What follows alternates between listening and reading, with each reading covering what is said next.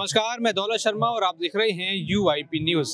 सरकार ने संसद के सदस्यों की जो सैलरी है और पेंशन है उसमें 24% वृद्धि कर दी है और ये जो वृद्धि है ये अभी से ही यानी 1 अप्रैल 2025 से लागू हो जाएगा।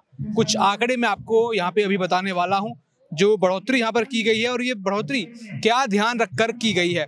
बढ़ोतरी का यह फैसला कॉस्ट ऑफ लिविंग और इन्फ्लेशन रेट को ध्यान में रखकर की गई है। लेकिन हमारे देश में कुछ लाखों लोग ऐसे हैं जो इसके नीचे जी रहे हैं, यानी जिनको मात्र 500,000 रुपए देकर ही छोड़ दिया जा रहा है। यानी उनके लिए ये सब चीजें शायद लागू नहीं होती, लेकिन जो सांसद जो पहले से लाखों की सैलरी ले रहे थे उनके ऊपर ये ज्यादा इफेक्ट कर रही है। ये आंकड़े कुछ ऐसे हैं कि जो सांसदों का मासिक वेतन अब 1 लाख हुआ करता था वो बढ़कर 1,24,000 हो गया है, जबकि उनका दैनिक भत्ता 2000 से 25% बढ़कर 2,500 हो गया है। पूर्व सांसदों की पेंशन 24% बढ़ाकर 25,000 से 31,000 रुपए प्रति माह कर दी गई है। लेकिन जरा 2 मिनट रुकिए और सोचिए उन बुजुर्ग पेंशनर्स के लिए जो अपना पूरा महीना मात्र 1,500 750 रुपए में गुजार रहे हैं। क्या उनके लिए कॉस्ट ऑफ लिविंग नहीं लगती? क्या उनको जरूरत की चीजें खरीदने के लिए क्या पैसे नहीं लगते? क्या उनके लिए कोई महंगाई भत्ता या फिर कोई और भत्ता लागू नहीं होता? क्या वो मात्र अपनी पूरी जिंदगी जब उन्होंने आपके कई डिपार्टमेंट्स में अपनी सेवाएं दी और यहाँ पर पैसा इकट्ठा करके EPFO में डाला, यानी सीधे सीधे सरकार को दिया, लेकिन जब सरकार की देने की बारी आई, जब खुद के सांसदों की बात आई, नेताओं की बात आई, तो आपस में इतना सारा पैसा बांट लिया, लेकिन जब बात EPFO की थी, उन बुजुर्गों की थी, तो मात्र 1,500 750 ये राशि दे दी। मनोज जी, आज हम आपके पास आए हैं, ये मुद्दा ऐसे एकदम बाहर निकल के आया है कि कॉस्ट ऑफ लिविंग, ये कॉस्ट ऑफ लिविंग क्या मात्र लाखों रुपए सैलरी पाने वाले सांसदों को ही पड़ती है क्या?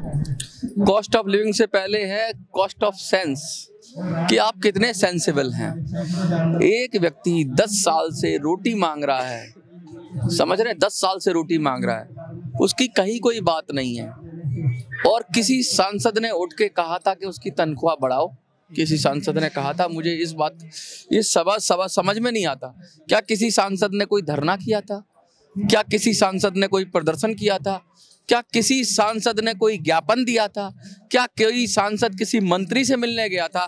क्या कोई सांसद किसी प्रधानमंत्री से मिलने गया था? और क्या कोई सांसद किसी राष्ट्रपति से मिलने गया था कि हमारी तनख्वाह बढ़ाओ? रातों रात तनख्वाह बढ़ जाती है, यानी कि आम सहमति। कितना अच्छा हो देश में सारे मुद्दों पे आम सहमति हो जाए। जैसे तनख्वाह बढ़ाने के लिए आम सहमति हो गई, अच्छी बात है, कितनी आसानी से आपने तनख्वाह बढ़ाई। ऐसे ही अन्य लोगों की तनख्वाह बढ़ा दीजिए, सरकारी कर्मचारियों की तनख्वाह बढ़ा दीजिए, सरकारी पेंशनर की तनख्वाह बढ़ा दीजिए। और सबसे बड़ी बात, इन सबको तो आप बढ़ा ही रहे हैं, इन सब के लिए तो कानून है। जिसको सबसे ज्यादा जरूरत है, जो सबसे अंतिम पायदान पे खड़ा हुआ है, जो तड़प रहा है, रो रहा है, चिल्ला रहा है, बिलख रहा है और कह रहा है कि हमारा 500 में गुजारा नहीं होता, हमारा 700 में गुजारा नहीं होता, हमारा 1,000 में गुजारा नहीं होता, मोदी जी, उनकी आवाज आपको सुनाई नहीं देती है। उन्होंने तो कितने अनशन करे, कितने ज्ञापन दिए, ना जाने कितनी चीजें, मतलब सारी चीजें उन्होंने कर दी, फिर भी सुनाई नहीं दिया। लेकिन इस पर सह समिति बन, ये कौन सी आंख है? ये जो कौन सी आंख है जो खुद को ही देखती है और जो सच में पीड़ित है उसको नहीं देखती? कहते हैं अंधा बाटे रेवड़ी, अंधा बाटे रेवड़ी अपने अपने को दे। तो इन सब ने, अब बताओ, कांग्रेस, BJP, अपा, सपा, बसपा, सब मिल गए, सब ने मिलके बढ़ा ली। किसी ने कोई इसका विरोध किया? नहीं किया, क्योंकि जब अपने मतलब की बात होती है तो सब मिलके बना लेते हैं, सब मिलके बढ़ा लेते हैं। तनख्वाह बढ़ा लें, पेंशन बढ़ा लें, भत्ते बढ़ा लें, और तो और संसद की सीटें बढ़ा लें, जो चाहे कर लें, क्योंकि ना खाता ना वही, ये जो सांसद बोले वही सही, क्योंकि यही तो सरकार बनाते हैं, यही तो कानून बनाते हैं। तो बुजुर्गों के लिए कानून क्यों नहीं बनाते? असल में क्या है, ये सांसद नहीं है, ये सांसद पार्टी के जड़ खरीद गुलाम हैं, ये पार्टियों के गुलाम हैं, और पार्टियां जो आदेश करें वो ये करते हैं। असल में हम अपने सांसद, जो जनता के सांसद है ना, वो चुन के ही नहीं जा रहे हैं देश के अंदर। BJP का सांसद चुन के जा रहा है, कांग्रेस का सांसद चुन के जा रहा है, सपा का सांसद चुन के जा रहा है, आपका सांसद चुन के जा रहा है, तृणमूल का सांसद चुन के जा रहा है, RJD का सांसद चुन के जा रहा है, बसपा का सांसद चुन के जा रहा है, और पता नहीं किस किस पार्टी का सांसद चुन के जा रहा है। लेकिन उस लोकसभा का सांसद उस जनता का सांसद चुन के नहीं जा रहा, उस मुद्दे का सांसद चुन के नहीं जा रहा, जो मुद्दे सबसे ज्यादा देश के लिए जरूरी है उसका सांसद चुन के नहीं जा रहा। मैं लगातार बार बार ये कह रहा हूं कि सांसदों को चुनना है तो अब ये जो पॉलिटिकल पार्टियां ये तो आपका कल्याण नहीं करेंगी, ये कांग्रेस आपका कल्याण नहीं करेगी, ये बीजेपी आपका कल्याण नहीं करेगी, सब अपना कल्याण कर लेंगे, आपका कल्याण आप खुद करोगे। इसलिए मैं कहता हूं राजनीतिक विकल्प चाहिए ही चाहिए। राजनीतिक विकल्प का मतलब ये है कि जब तक आप अपना मुस्तकबिल, अपना भविष्य दूसरों के हाथ में देकर चाहेंगे कि वो आपको पेंशन बढ़ा दें, वो कभी नहीं बढ़ाएंगे। वो चाहे नेता हो, चाहे वो सांसद हो, चाहे विधायक हो, वो अपना पेट भरेंगे। एक गांव में कहावत होती है, मेरा पेट हाउ, मेरा पेट हाउ मैं ना दीहूं काहू। मतलब मेरा पेट इतना बड़ा है कि मैं किसी को नहीं दूंगा। मेरा पेट हाउ मैं ना दीहूं काहू, मैं किसी को नहीं दूंगा, मैं खुद ही खा जाऊंगा। ये जो मनोदशा है देश के सांसदों की, देश की सरकारों की, कि अपना पेट भर लो, अपना पेट भर लो और इतना खा लो कि उल्टी हो जाए तो फिर उल्टी की दवाई खा लो, फिर पेट भर लो। लेकिन वो जो परेशान है, जिसके पेट में अन्न का एक दाना नहीं जा रहा, जिसके तन पर कपड़े फटे हुए हैं, जो अपने बच्चों को अपना मोबाइल रिचार्ज नहीं करा सकता, अपने बच्चों को, नाती पोतों को 10 रुपए का बिस्किट खरीद के नहीं दे सकता, उसको नहीं देंगे, सब खुद खा जाएंगे। और उसको देने का मतलब कोई खैरात नहीं है, उसका जो हक है उसी का तो पैसा है, उसने जमा किया, उसका पैसा है, उसका पैसा उसको नहीं देंगे, सब कुछ करेंगे। और एक और आपको बहुत सारी बात हुई, काफी हृदय में पीड़ा है और दुख भी है कि भाई यहाँ सीधे 24%, लेकिन वहाँ कुछ परसेंट भी नहीं, चलो 5%, 10%, 15% या एक हो 1 लाख की 1.25 लाख हो गई। हाँ। कहते हैं एक, मैं एक बात करूंगा, एक रावण था, रावण तो एक कहावत थी उसके पास, 1 लाख पूत 1.25 लाख नाती, नाती यानी बच्चों के बच्चे, 1 लाख पूत 1.25 लाख नाती, 12 रावण के दिया ना बाती। कहने का मतलब है कि 1 लाख पुत्र थे रावण के और 1.25 लाख उसके नाती पोते थे, लेकिन उसकी भी दिया बाती बुझ गई। तो आज ये 1 लाख बढ़ा रहे हैं तनख्वाह, चाहे 1.25 लाख बढ़ा रहे हैं। इनकी ये जो है ना, ये इनकी ये जो काली सोच है, इसको कोई पानी देने वाला भी पैदा नहीं होगा। इनका बुरा हश्र होने वाला है इन नेताओं का। जो नेता अपने लिए 1 लाख से 1.25 लाख कर देते हैं, वो कुछ परसेंट, या मैं कहूं लोगों को 1000 से 2000, 5000, 7000, 8000, 10,000 रुपया नहीं बढ़ा सकते। अपना 1.25 लाख कर रहे हो और अपनी पेंशन भी बढ़ा रहे हैं। मजे की बात देखिए, पेंशन भी बढ़ा रहे हैं, पेंशन भी 24% से बढ़ा दी। और पेंशन भी कौन सी पेंशन, ये वाली नहीं लेते हैं, यूपीएस वाली पेंशन नहीं लेते हैं। अभी जैसे ओल्ड पेंशन स्कीम है वो है इनके पास, ना इनके पास यूपीएस है, ना इनके पास एनपीएस है, ना इनके पास ईपीएस है। इनको भी ईपीएस वाली पेंशन दे दो, नेताओं को ईपीएस 95 वाली पेंशन दे दो। इनके पास तो मौज मस्ती वाली पेंशन है, इनके पास मौज मस्ती वाली पेंशन है, इनकी पेंशनें बढ़ जाती हैं। काश हे ईश्वर इनको भी ईपीएस 95 की पेंशन दे देता, तो आज इनको भी पता लग जाता कि हो क्या रहा है। एक चीज और मैं सूचना देना चाहूंगा आपके और अन्य चैनलों के माध्यम से, हमारी बहुत पुरानी वीडियोस भी हैं जिनमें हम डेट के, जैसे पिछली साल की कोई वीडियो है तो डेट के हम बताते हैं कि इस डेट को ये प्रदर्शन होने वाला है, उस डेट को ऐसी सूचना देते हैं। यूट्यूब क्या करता है, कभी कभी पुरानी वीडियो को ट्रेंडिंग कर देता है। तो मेरी कुछ पुरानी वीडियो ट्रेंडिंग हो रही है जिसमें ये लग रहा है कि 3 दिन बाकी, 2 दिन बाकी, इस तरह की वीडियो ट्रेंडिंग हो रही है। तो लोग कह रहे हैं कि मनोज भाई ये तो खबर पुरानी है। तो मैं उनसे कहना चाहूंगा, यूट्यूब में पुरानी वीडियो भी चलती है। लोग इतना फ्रस्ट्रेटेड है, इतने परेशान है और इतना हमारी तरफ आशा भरी निगाहों से देख रहे हैं कि हमारी पुरानी वीडियो भी देखने लग गए हैं। वो क्या पता उसमें कुछ निकल आए। तो मैं उनसे कहना चाहता हूँ, जब आप वीडियो देखें तो उसकी डेट देख लें। 1 साल पुरानी वीडियो हो तो वो उसमें जो भी सूचना होगी वो पिछली जून की, पिछली जुलाई की, पिछली अप्रैल की होगी। तो उससे भ्रमित नहीं होना है कुछ भी। कहीं हमने प्रोटेस्ट 30 जून को प्रोटेस्ट किया था, तो ऐसी भी सूचना है कि 30 जून को जंतर मंतर चलें। तो वो सब आप देख लें एक बार वीडियो देखने के साथ साथ उसकी डेट भी देखें। डेट आती है कि 1 साल पुरानी, 2 महीने पुरानी, 4 महीने पुरानी, या करंट की वीडियो, ये सब आता है यूट्यूब पर। तो सो करंट वीडियो पर की ही इंफॉर्मेशन को आप इंफॉर्मेशन माने। बाकी पुरानी वीडियो अगर ट्रेंडिंग में आ रही है, वो भी इसलिए आ रही है कि लोग परेशान हैं, लोग उम्मीद भरी नजरों से देख रहे हैं, लोग आशा भरी नजरों से हमारी तरफ देख रहे हैं और लोग कह रहे हैं कि भाई कुछ ना कुछ अब सूचना मिलनी चाहिए। मैं बराबर कहता रहा हूं कि राजनीतिक विकल्प की जरूरत है। ये देख लीजिए, सब मिल गए। वो लोग कहते हैं बीजेपी को हराओ, बहुत सारे आते हैं यहाँ पे, बीजेपी को हराओ, मोदी को हराओ, मोदी को हराओ। किसी कांग्रेसी ने मना तो नहीं किया पेंशन बढ़ाने के लिए अपने लोगों की? किसी कांग्रेसी ने प्रोटेस्ट किया? तो कांग्रेस बीजेपी एक ही थाली के सब एक दूसरे में बांट दिया, एक दूसरे में बांटे, अंधा बांटे रेवड़ी अपने अपने को। तो इनका बीजेपी वालों का अपने कौन है? कांग्रेस वाले। कांग्रेस वालों के अपने कौन है? बीजेपी वाले। ये बुजुर्ग लोग कांग्रेस के अपने नहीं है ना बीजेपी के अपने हैं। ये लोग बेचारे परेशान हैं और इनको भी अपने ढूंढने पड़ेंगे, इनको अपनी लीडरशिप निकालनी पड़ेगी। कुछ लोग कहते हैं, बहुत सारे लोग कहते हैं, मैं उनको भी कुछ कहना चाहूँगा, कहते हैं मनोज अकेला है, जंतर मंतर पे खड़ा होके भाषण देता है। मैं अकेला ही चला था मंजिले गालिब, लोग आते गए और कारवां बनता गया। अब मैं अकेला नहीं हूँ। जो लोगों को ये भ्रम है कि मैं अकेला हूं और मैं कुछ नहीं कर सकता, मेरे पास मेरे पेंशनरों का आशीर्वाद है और उनकी शक्ति है और मेरी एक आवाज निकालने की भर की देर है। हर तरीके से वो लोग तैयार हैं। मैंने एक ऐप डालने के लिए क्या, सैकड़ों की संख्या में लोग ऐप पर आ गए। आपने देखा है, ऐप दिया और उसमें आ गए, उसके जरिए लोगों ने सुझाव दिए।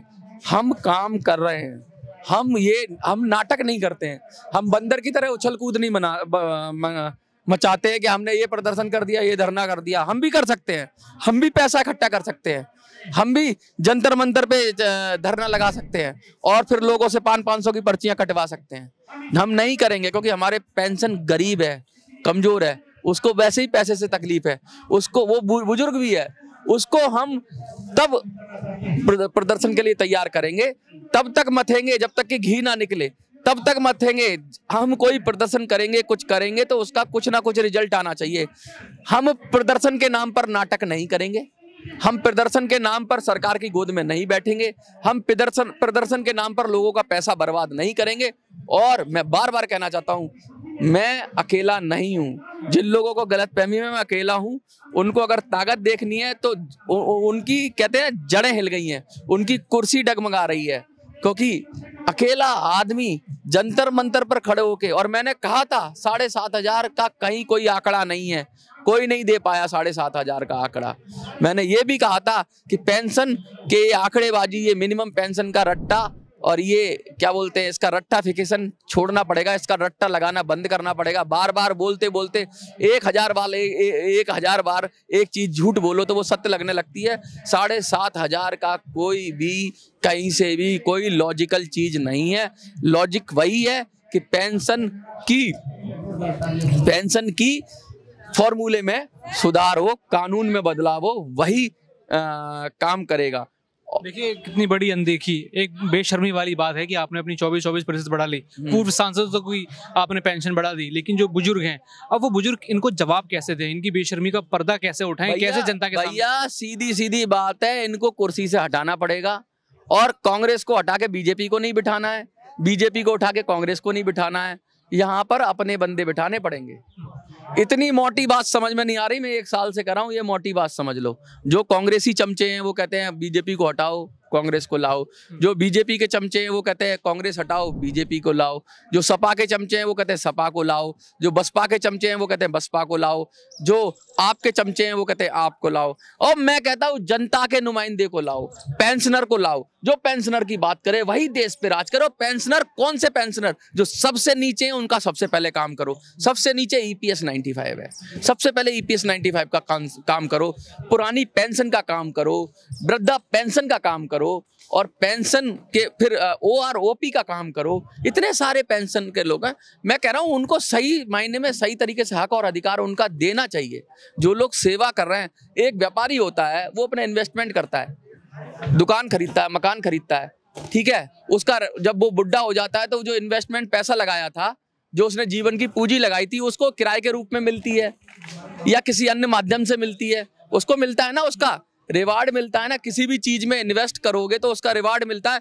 लेकिन आज ये जो पेंशनर है, इन्होंने तो अपनी पूरी जिंदगी सरकार में इन्वेस्ट कर दी, इन्होंने तो पूरी जिंदगी नौकरी करके इन्वेस्ट कर दी, इन्होंने तो पूरी जिंदगी का अपने का एक जगह इन्वेस्ट कर दिया, तो इनको भी तो कुछ रिवार्ड मिलना चाहिए भाई। ये अपने बच्चों के लिए तो कुछ नहीं मांग रहे हैं, ये सिर्फ अपने जीवन के, अपने बुढ़ापे के लिए मांग रहे हैं। ये अपने बच्चों के लिए मांगते कि भाई हमारे बच्चों को मकान दे दो, दुकान दे दो, नौकरी दे दो, वो ऐसा तो कुछ नहीं मांग रहे।